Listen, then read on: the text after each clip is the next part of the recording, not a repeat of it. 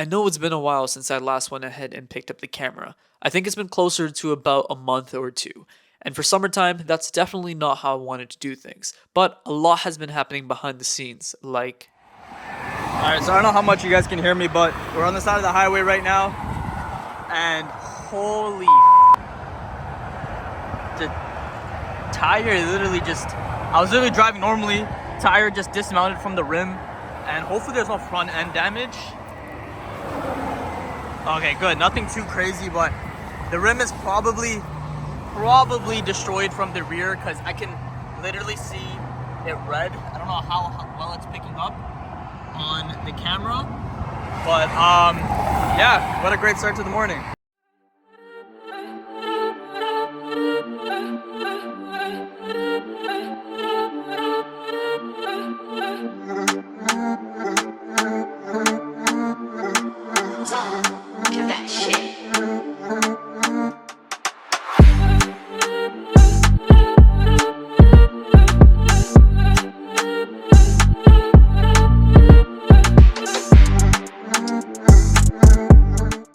Now, in the last episode, you guys saw us load the FRS onto a tow truck. We towed this car to a shop to go ahead and try to see if we can fix that ABS issue that we have with this car. We did swap out the ABS module and it did clear some of the codes, but I'm still getting those lights on the dash. So there's still definitely something wrong with the car that we will dive into. But in today's video, I spent a lot of money on this car. You're going to see us throw on a bunch of mods and completely transform this car. Before we go ahead and do that, let me show you guys the car we've been driving around for the past week.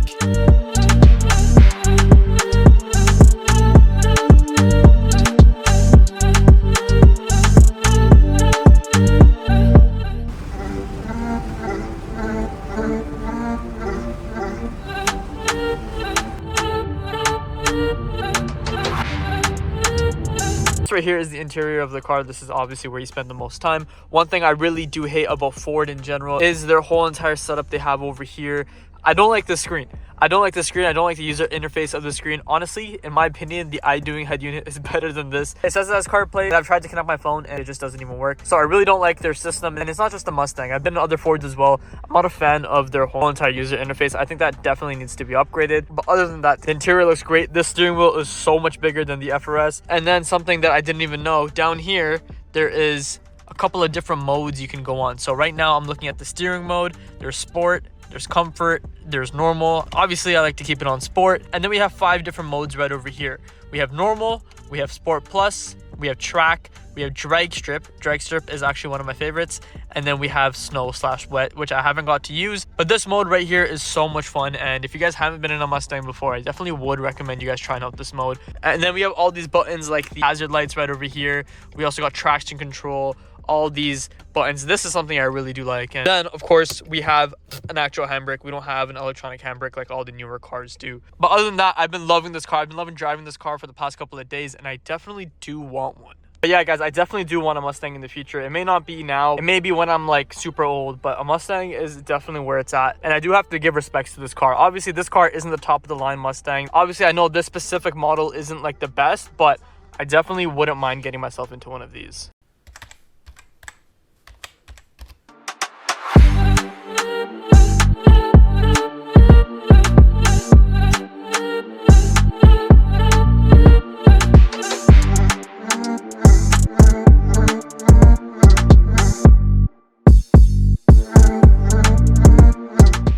So this right here is the FRS. We finally got it back. We finally went ahead and threw the suspension on the car. This right over here is air suspension. This is the same air suspension that I ran on my red car. We transferred that kit onto this car right over here, and we did make a few changes. Now, right now, the setup that I have is the Airtekk kit with a airlift management system on the car. I also have Stan's V2 control arms in the rear to give it that more low look.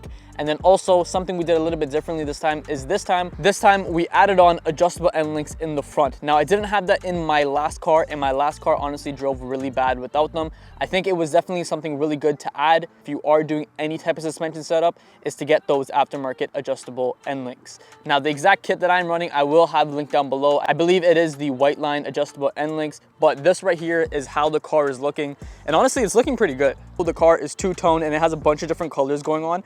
This car actually doesn't look that bad. I'm actually not too embarrassed driving this around. We have the whole two-toned front end look right over here with the black fenders, the black bumper. We also got blue wheels on the car, and then obviously the red taillights kind of stick out a bit. But this right here is how the car is looking. And of course, it is going to get wrapped really, really soon. And we are on a little bit of a time frame, but I do have a lot of more mods that we need to add to this car before we can go ahead and wrap it. So that's exactly what we're gonna do right now. Right now, we're gonna go ahead and throw on some aftermarket fenders that I do have for the car. And then we're gonna go ahead and throw on other small things. And hopefully by the end of this video, transform this car and then finally drop it off for wrap.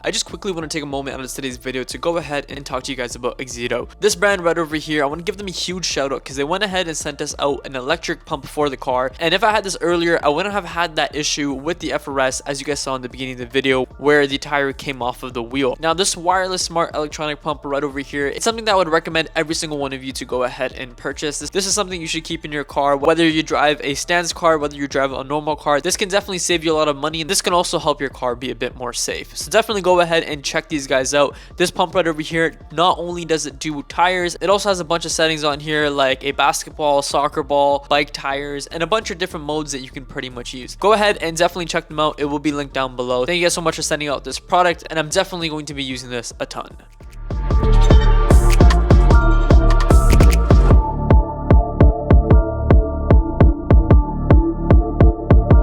Now this right here is the FRS. It is extremely dirty, but it is going to get cleaned very soon. But this is how the car is currently sitting right now. We have the carbon fiber fenders thrown onto the car, and then we also added this duckbill right over here, and of course we already talked about the air suspension. Now if we go to the rear end of the car, you guys are noticing that we went ahead and threw on a brand new trunk. And the reason why we threw on a new trunk is because the white one behind the license plate, there was a bunch of rust, and this one right here is rust free, so I won't really have that issue.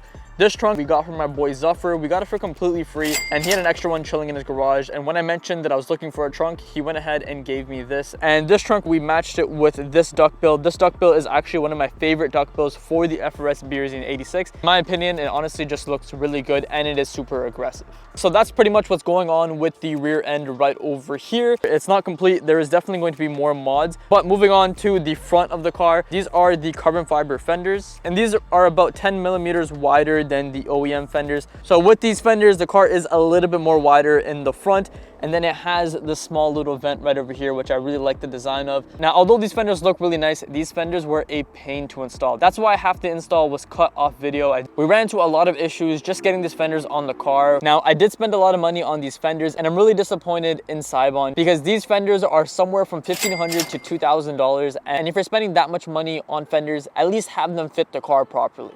Now, the reason why they don't fit is because right over here, there are bumper brackets for this car. When you swap over your OEM fenders to aftermarket fenders, the bumper bracket is also something that's supposed to swap over, and that way your bumper can go ahead and sit with your fenders.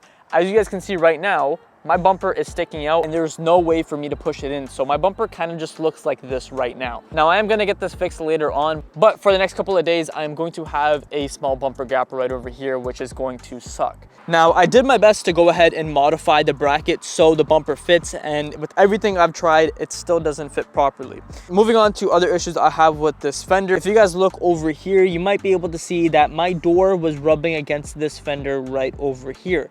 Now on the carbon fiber fender as well, there is some white paint, and then on my door, some of it is chipped off. The fitment on this side wasn't so great, but it also might have something to do with bumper bracket pushing the fender back. That's why I was having that issue. I no longer have that issue because now if I open my door, it opens up just enough point where it doesn't rub anymore. But that mixed with the gapping that I have over here, this huge gap going into a smaller gap, it's very ugly. And this fender just gave us a lot of issues. Now the other side is perfect. This other side is exactly how I want it. The gapping is perfect. It's not hitting the door. and it sits perfectly fine in this bumper right over here, but it's just the driver's side fender that gives us an issue. But again, moving on from that, this is how the car is looking right now. We didn't also get to throw on the side skirt yet because it covers the fender, and the fender is going to need to come off. And then we also have a diffuser, and then we also have side markers to throw on. Those three things are going to be thrown on in the next video when we go ahead and fix that issue that we're having. And then in the next video, you're going to see us drop this car off for wrap as well. With all that being said, I know it's been closer to about 2 months or so, and a lot has changed within the past 2 months for this car alone. And we finally went ahead and did all the big mods that we needed to do. We got the air suspension on, we went ahead and threw on the wheels. Although the fenders are not where we want it to be at right now, we did get those on the car. We also went ahead and threw on a new trunk, a duckbill. We have more things to do in the next video. But with all that being said, thank you guys so much for watching. If you guys are new here, scroll down below, hit that subscribe button, and drop a like on today's video if you enjoyed it at any point in time. With that being said, thank you guys so much, and I'll see you guys in the next video. Stop till I hear him say, oh, oh, la, la, la, la, la.